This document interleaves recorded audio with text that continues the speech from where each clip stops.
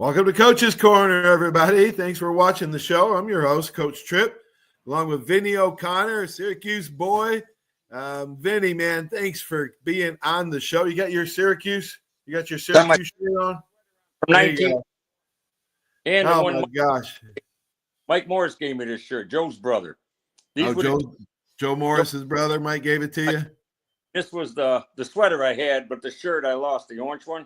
And these were the actual team sweaters when they traveled. And the only reason awesome. Yeah, I got some old. I wanted to let Billy and those guys know that, see, mine still fits. Yeah, that's right. Sorry. That's right. Billy, man, he ain't lost any weight. I think Blaze lost some weight, but Billy hasn't lost any weight. Yeah. Folks, here at Coach's Corner, man, we try to inspire and educate the mind to think, the heart to feel, and the body to act. We're going to hear from Vinnie today and his amazing story. And he had a rough upbringing, but he came through and he persevered. Vinnie, are you retired now? What are you doing now? Yeah, I'm retired. And I just do a little bit of stuff for the law firm I worked at. I traveled like a couple of weeks ago. I drove to Chicago and I drop off documents and clothes for the attorneys, set up war rooms, trials at King and Spalding Law Firm, great law firm. Griffin Bell was there. I took my wife with me. We made a little vacation out of it, so it was nice. Oh, good. Yeah, mix a little pleasure with business. All right, Vin, we're going to start raw, man, from the beginning. You had a rough upbringing. Tell everybody about your story and how you overcome an abnormal childhood. Well, I ended up, it started, I never really finished anything past the 4th grade. There was a lot of alcoholism in my family, like a lot of people. And so I was a runner. I told my wife last night when I was thinking about this, I said, I'm kind of the opposite of the blind side. Instead of a big black guy, I was a little white guy in the projects. So I was a runner, and I used to hang around Lemoyne College. We had a student teacher at school, at Seymour School, after I left St. Lucy's. And I went over there, and the teacher took us up to Lemoyne College to give us a tour of the campus, 5th grade. I never finished a grade. And I skipped school one day, and I went up there. First time I ever skipped in my life. And I went up there, and I started hanging around up there every day. I'd take the bus up from Gifford Street, and I'd go up to Lemoyne. I'd hang out, and I started going to the athletic center. And Tom Nyland, the AD, in Lemoyne for 25 years. Right. And Tom Cooney, great guy, coached Liverpool high school basketball. He coached the girls basketball and Lemoyne men's. And they kind of took me under their wing, and I started selling programs at the Lemoyne game for 10 cents, 15 cents, whatever they were back then. And, and skipping school. And then the next thing you know, couple of the students were wondering who the hell I was, because I was walking on campus all the time. And I went up to their room, and I ended up staying overnight a couple of times. Meanwhile, my whole family didn't even know where I was. I was 11 years old. Oh, my gosh. Back in the day, they didn't look for you like they would now. My God, there'd be a total search now with a helicopter, Right. Well, not for me, but most people. No, I'm just kidding. And I got to meet a lot of guys, a lot of athletes. And matter of fact, a good friend of yours that you might know, well, you might not know him, you know of him, you may know him, Carmen Basilio, the boxer. Yeah, my dad was friends with him because my dad's Italian from that city. And everybody's proud of Carmen back then. Yeah. Well, the world heavyweight champion. Tell the story. Tell the story with you and Carmen. Well, I was in the office. It's on my bio that I sent you, if you could pull it up, where Tommy verifies the story. This is all, by the way, that stuff I sent you is all from Coach Cooney of my perception when I was a kid. So those are not my work, because I'm doing a book and I'm doing a chapter at a time, and Tommy was contributing. Oh, wow. So that's why I told you I sent you that. We'll talk, because I'm going to have you help me with it, and we can both make some money from it. Oh, anyway, so I was in the office one day, and they were trying to figure out who I was, what was I doing at the AD office, because I was playing basketball, and Mr. Nyland, Dick Rockwell, the baseball coach, Tommy Cooney, brought me into the office, and Carmen was there, and they said, hey, do you want his autograph, Carmen Basilio? Now, I'm not going to cuss, okay? And it's a story. I did not believe that I didn't know nothing about boxing. I grew up on Gifford Street in James Geddes housing, okay? Right. So ours was baseball and basketball, because we couldn't afford, they did have a couple equipment, and all that stuff. Yeah. Going to the gym. We did have a big boxer in our neighborhood, Billy Harris. You heard, he used to train the kids for free, but I didn't know him at the time. So anyway, so I told Carmen he was effing full of shit, excuse me, and I didn't believe him. And it's in my bio that I sent you. And Tommy Cooney said, Vinnie O'Connor, he said, Carmen Basilio fought Sugar Ray Robinson, all these guys, and Vinnie Vinny's the one and you're cussing out the world heavyweight champion. I had no idea who he was. So, but then when I found out who Carmen was later on in life, I asked him for an autograph. I ran into him. He still talked to me. He was just Carmen. And I say, hey, Carmen, I want to get some picture autograph with you. And he goes, F you. Remember, you had your chance. Oh my gosh. So he sent me for the kid. He sent me some of the autographs, but it was just a funny story. But again, if you can read my bio and print it, you'll be able to read it better. That's in there. And anyway, so I kind of lived at Lemoyne. I was going to the dining hall. I went to class with him, a philosophy class, 11 years old, sitting there. And oh my gosh. And Tommy Cooney just recently told me, because we got laughing about it, and I said, Coach, because every year my little brother, who's the chief of police for the U.S. Mints, well, he just retired. He went to Lard and went in the Air Force. And every last game of the year, every game, right, I would sell the programs and take, I'd probably get, $15 back then or whatever, because the guy gave me a tip or whatever. And so every year at halftime, I would leave. I would run out with the money and get on the bus, go back to Gifford so I could steal. And Cooney just told me, I said, Coach, he goes, and I go, why'd you guys let me come back every year to sell programs? He goes, Mr. Nyland said, look, it's not that much money. The kids needs the money. Let them have the freaking money. Big deal. Yeah. So yeah, right. And I said to Coach, shit, I wish I would have told me that. I would have stole the money every game. Talk to Tom Cooney about the week. Which is so how'd you get so growing up, what did you do? Did you just work there at Lemoyne College for? I did that, and then I got in trouble, and then obviously the courts got involved because I was a young guy skipping school. Right. And I went to family court, and there was a lot of physical abuse and alcoholism in my family. Right. And I don't talk to this day, so that's okay because and Billy knows my family. He works for my cousin at the liquor store. Right. So right. I talked to them guys, just the immediate family. Not a big deal. Yeah. So Carmen and all those guys, I went to family court. Coincidentally, my wife is related to the judge that sent me away. They sent me to Schenectady Children's Home. Okay. To try to, help me out. And by the way, so and I'm going to give a plug to this because this is important. Not to the children's home. That's gone. But what I mean by a lot of kids, when they're sent away, and this is very important since you're talking about helping people, what happens is sometimes when they blame the kid for being a punk or this and that, but sometimes it's just the family dynamics. Right. Absolutely. What I've learned. And there's a place in North Georgia called Eagle Ranch, and Vince Dooley helped founded it. And actually, George O'Leary is a great contributor to them too. He steps to them. He knows about it.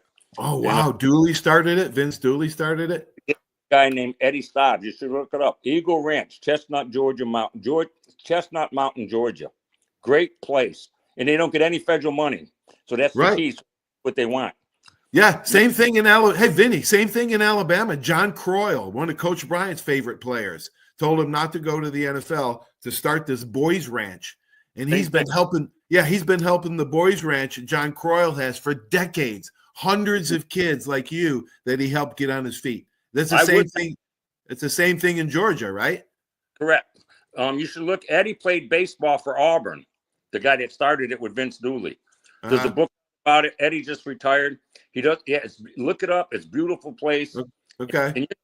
And George backs it, and Dooley backed it. And when they back it, when they're going against Tech in Georgia, that's a big deal. They hate each other. Right. Damn, all that. Yeah. So my point is, George helps it a lot. They get a lot of the NFL. Timmy Green went up there a lot. Doug Marone went up there when they all coached or played at different schools. Right. But Eddie's father-in-law played in the AFL. That's how they got the connection. But I don't remember the name. But anyways, and it's right near the Falcons training camp. So Arthur Blank and everybody helps support it. They go over there. Oh, wow. It's a big deal. Yeah, it is a big deal. And my son, my son went there. But, when we got up there, I'm thinking, they're going to straighten him out, right? Guess what I found out, Paul? They had to straighten me out, the family dynamics. Wow. Wow, that's interesting. That's interesting, Vinny. But it was the best that ever happened to me in my life. Right. And that me deal with some stuff because I was molested by one of the priests when I was a kid. Right. And you had a lot of childhood shame issues. Yeah, exactly. Unprocessed trauma. I didn't get paid enough money, but I got paid. Yeah. I got like $1,000,000. I tell everybody I should have got $1 million because I never finished school because of it. ADD, all that. I tell everybody I got duh. They go, what's duh? I said, ADD with dyslexia. But anyway, I'm joking. I'm sorry. But anyways, I deal with it. And I've married a beautiful woman who's a nurse. Yeah. We got 3 boys. Wow. Great. 2 of them live right near me. One has his own commercial refrigeration business. The other one's an estimator for coring. And the other one. Wow. So my kids have done great. Oh, you stopped the generational, Vin. You stopped the generational abuse, bro. There you go. And yeah, and you did. I love Syracuse football. I love it. All right. Let's talk about Syracuse football. Real quickly. I had to get out of the city though, but football was awesome. All right, let's talk about Syracuse and how you got up there and became a cook and became involved in the serving the coaches and the players in your relationships with those guys. I was living in Albany, New York, and I got sober. I've been in AA for a while, and I got sober. And somebody wanted to hook me up with a job because I was cooking in an Italian restaurant in Albany, and they said, "Hey, we can get you a job at the Carrier Dome," and And then I guess it was under Maloney. I think it was, or I'm not positive, but that's 1980. Don't forget, that's a while ago. I think it was under Maloney, but because of I had to go wash dishes at Kimmel Dining. 1980. Yep, it was Frank. That was Frank Maloney. Right. Yep. So then, and I did training table. Then I would do training table to make overtime. And then so they brought me on as the head guy because Jimmy Tressel was up there. We talk about it once in a while. I can't believe Tressel still remembers the woman that was my supervisor in 1980. Oh my God! Did he really, Coach Tressel? You call him Jimmy. You call him Jimmy Tressel. I call him Coach Tressel. Oh, I'm sorry. Well, everybody laughed. They go, "The guy's 71. You still call him Jimmy?" Well, I still call Timmy Green. Yeah, me too. Timmy's always Timmy. Yeah, and I always call Doug Marone Dougie.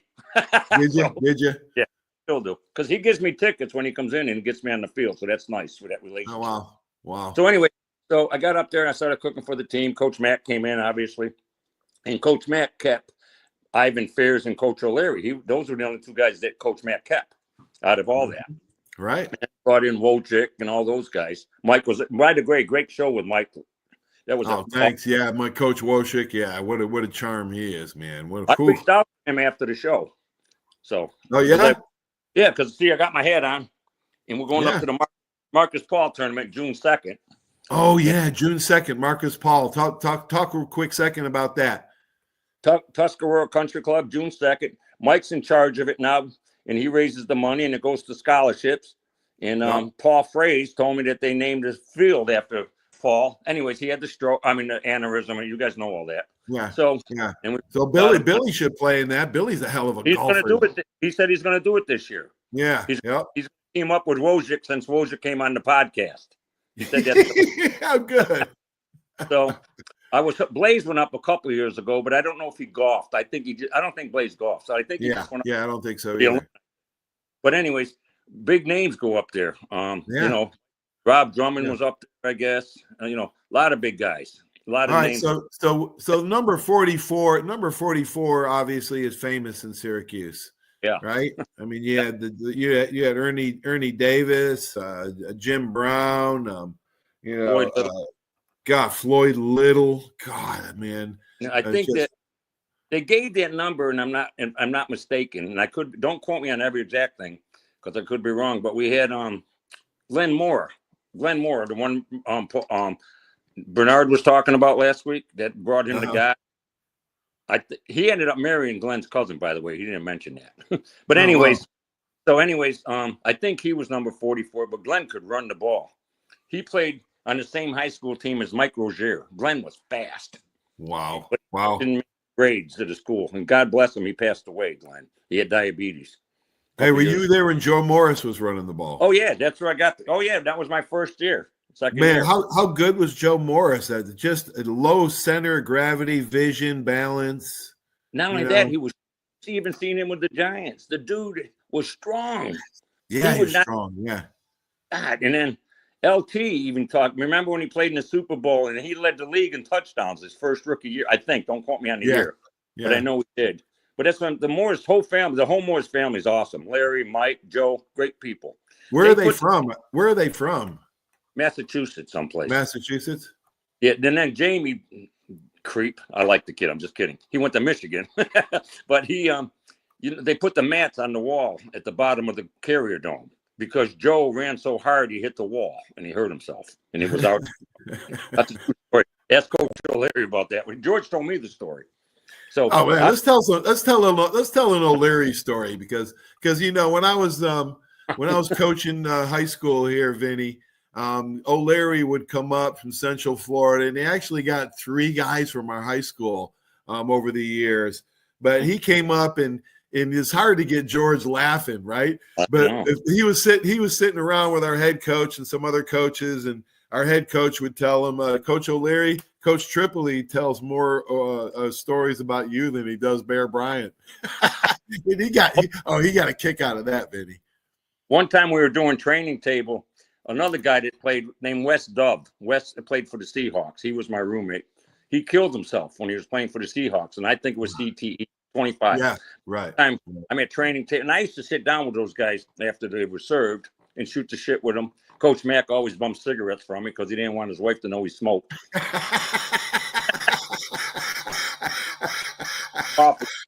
And George would get practice. You know how he is. And rightfully so, by the way. And then he'd get off. These guys don't hustle at all. He's talking to me like I'm a coach. Hey, Vin, these guys don't hustle. Unbelievable. He goes, these guys don't even realize I got a freaking mortgage to pay. That's what he'd say. Out there in Bayberry. So, hey, if you can blend the craziness of Jamie Kimmel, oh my God, Timmy's compulsion for books and reading in school and everything, right, and Blaze with his own issues, and Billy with his crazy Mongo fun-loving attitude. I was telling Billy this the other day. How did you keep all those guys in order, man? No wonder O'Leary was on their ass all the time. They were so different. All of them were so different. I'm sorry, I didn't mean to interrupt you. Jamie Kimmel, when I used to cook steaks outside to order, I'd bring them, that's 100. You got to realize 7-8 years cooking with those guys, 140 guys. I can't remember everybody. That's a whole different ball. Yeah, it's impossible. And even the coaches, like George, he don't remember everybody, but he knew the defensive guys, which makes sense. So, and you know that. So Jamie Kimmel and his brother Jerry, now I call them the Bell Brothers, Ding and Dong. I'd never say it to their face because they'd kill me because they're strong and crazy. But Jamie used to come up, hey, Ben, come over here. Look at this. The meat still got the whip marks in it, like from the horse. And Jerry was more subdued and quiet, but Jamie was fun. And I would have probably the most athletic of the 4. I'll tell you that. Oh, yeah, he was. Yeah, you're right. Billy talks about that too. Have you met Coach Fran? Have you met Coach Fran Brown? No, but I hope to meet him in June. Oh yeah, because we met. I go to a lot of Georgia games because my son loves the Bulldogs, so I go there. And so I'm hoping this year when he goes up. Last time I went, the other coach came to the thing, so I'm hoping Fran goes, and I'm sure he will because I think this use players, alumni to get other players, and he does that well, I think. And I think that was one of the big things missing with Coach Babers. You got to use the alumni, man. Hey, Vinny, who other coach helped you when you were there at Syracuse? How did you meet your wife? And because I think nurses are the nicest people on the planet, man. Nurses are, right? Because they're other centered. She lived downstairs from me, and I moved out, and then I met her through a crisis in her family. It was in the paper. And I called her to send my condolences. Her brother got killed in a train accident. He worked on a railroad. So I called to send my condolences. She didn't even remember who the hell I was. And then we got talking. Well, I got fired from Syracuse the first time, just so you know that. But I did go back there to work. I got fired. Did you? Well, Coach Mack, I like Coach Mack. Don't get me wrong. Same as George says. I like him a lot. Matter of fact, he helped me a little bit, but he hurt me a little bit. Right. He didn't, not on purpose, not on purpose. Coach Mack was, he had more, he was like a fart in a windstorm. He had everything going on all over the place. And he, and he a GA, grad assistant. The girl needed a job. His wife, the guy was married. And so they hire her to be my boss. And I'm like, what? I've been doing this for years. And then she's coming in trying to tell me what to do. It got kind of sticky. Yeah. It was okay that she did that, but, shut up. You know what I'm saying? Right. But anyways, but real quick about Timmy Green and Blaze and Billy. I really want to talk about this real quick because I wrote a note on it. Timmy Green, more than anybody on that team. He would come back for a second piece of 16, 18 ounces of prime rib or steak. Billy Pendock ate good a lot. Blaze was the slowest eater on the team.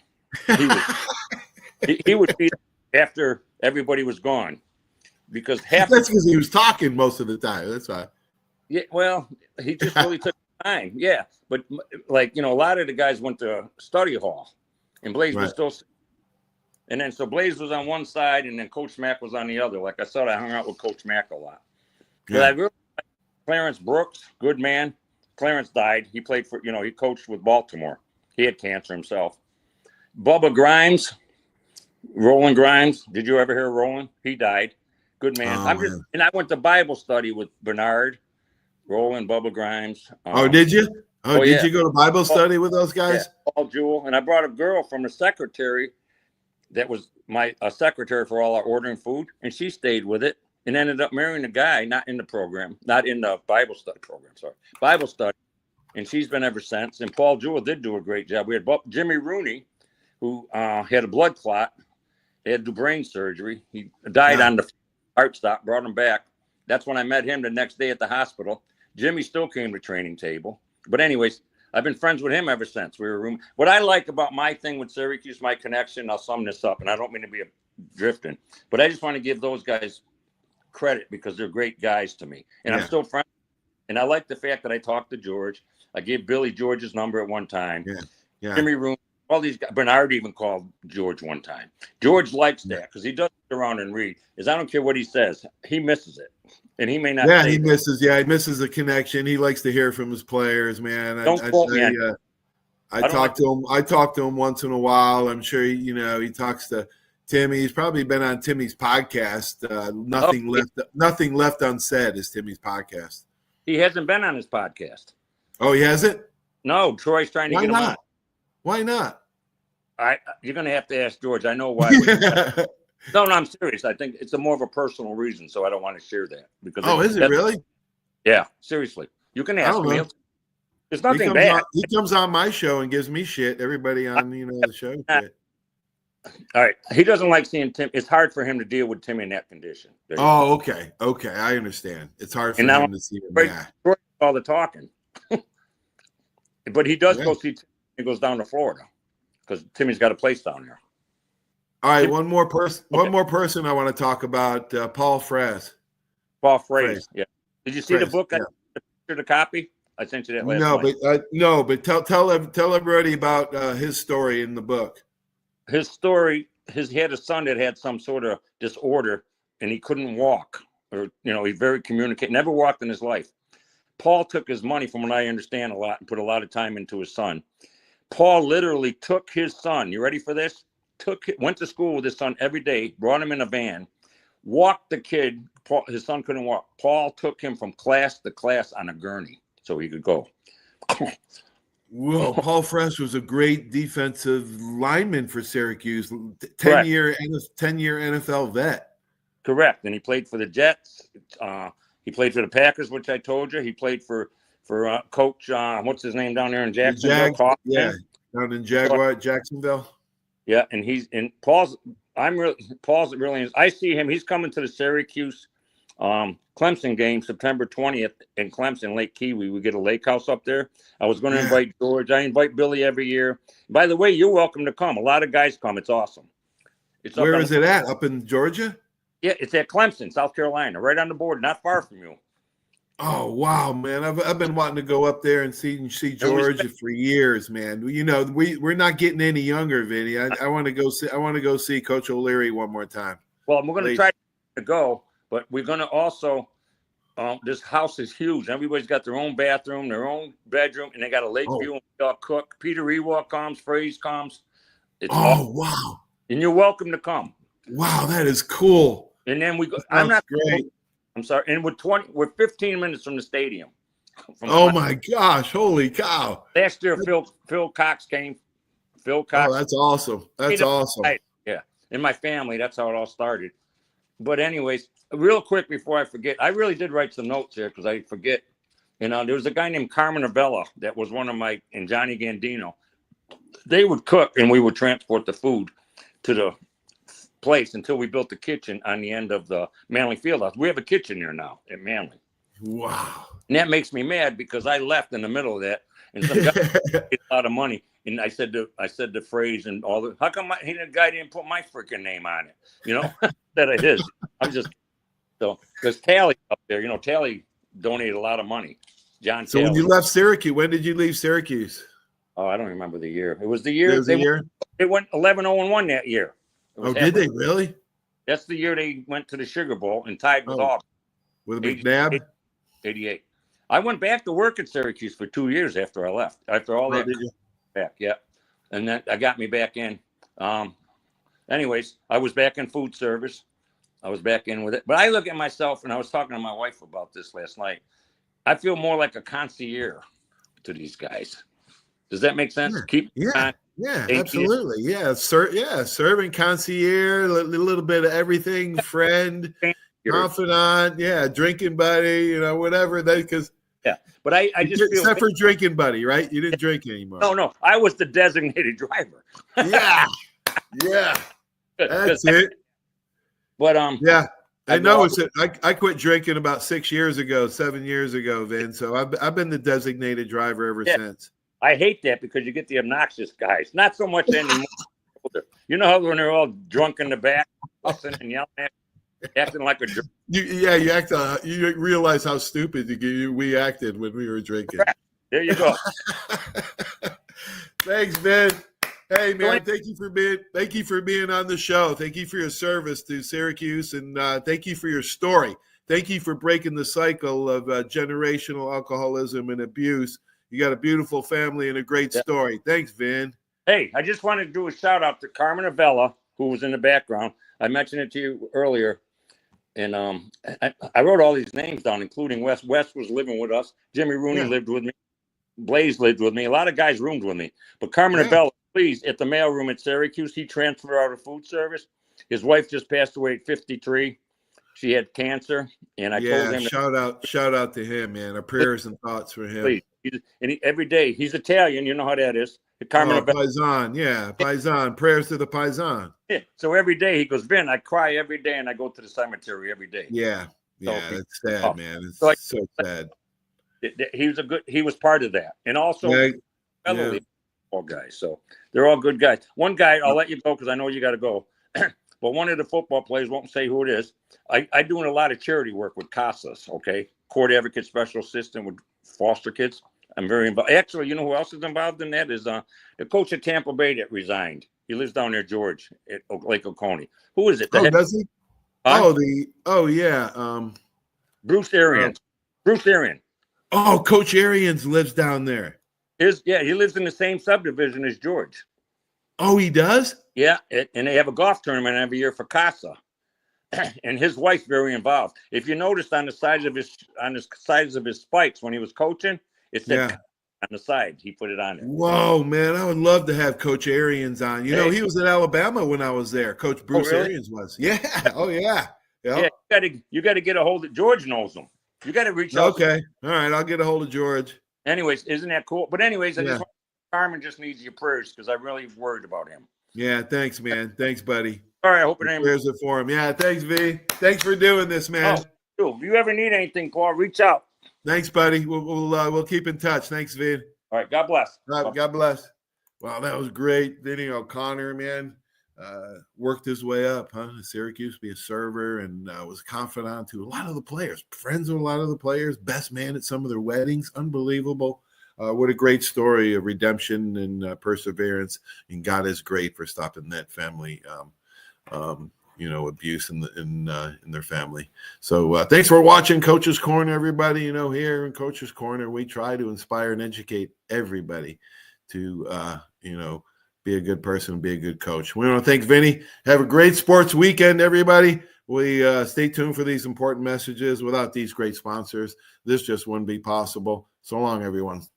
There's a reason why Hill Kelly in Pensacola is the #1 selling Chrysler Dodge Jeep Ram dealer between Jacksonville and New Orleans. While other dealers have taken advantage of a competitive market with higher prices, Hill Kelly has discounted prices to the lowest of the year. And Hill Kelly in Pensacola won't surprise you with excessive charges beyond the selling price. Come see why people from Milton, Pace, Foley, Bay Minette, Daphne, Gulf Shores, Mobile, and beyond are driving to Hill Kelly in Pensacola to buy their next new Chrysler, Dodge, Jeep, or Ram. At Hill Kelly, the bottom line price and your satisfaction are what really matter. So before you sign, check the bottom line and make the trip to Hill Kelly in Pensacola to see what true local ownership can do for you. At Hill Kelly Chrysler, Dodge, Jeep, Ram, Highway 29 in Car City, Pensacola. Or shop online 24/7 at HillKellyDodge.com. When it comes to bottom line pricing, nobody beats a Hill Kelly deal. Nobody. Hey, Pensacola, are you ready for the madness? Join us at Bubba's 33 all during the NCAA tournament for some great fun. There will be busted bracket giveaways, basketball bingo, food and drink specials, and a whole lot more. Catch all of the games on one of our 54 TVs or create your own team watch party. Bubba's 33 at the corner of Davis and Creighton, the home of March Madness. Are you riding around in a filthy vehicle? Dirty car no more. Visit Ronnie's Car Wash today to get it shining in no time. They have 3 convenient locations with another coming soon. The unlimited monthly wash packages start as low as $14.95 per month with free vacuums, multi-purpose spray, and towels. Visit them in Gulf Breeze, Navarre, Fort Walton, and soon Crestview. Don't wait, wash today. Be sure to see Ronnie's Car Wash on Facebook to see the latest specials and discounts. You'll be riding and shining in no time. That's you trying to fix the plumbing yourself to save a few bucks. Doing things yourself doesn't always end well. The same goes for insurance. That's why Auto Owners works with local independent agents who tailor coverage to meet your needs and offer discounts for life, home, car, and business insurance. Because sometimes you need a professional to get the job done right. That's simple human sense. 25 years of service in high tech today. It's Pensacola Glass Company at 433-8348. High tech is a term often applied to advanced services and products in today's marketplace. And today, glass is much more than the simple painted brittle, see-through stuff we hit baseballs through when we were kids. Glass is now a product with unique flexibility in both performance and application. And Pensacola Glass Company is growing right along. That's Pensacola Glass Company at 433-8348. 75 years of service in high tech today.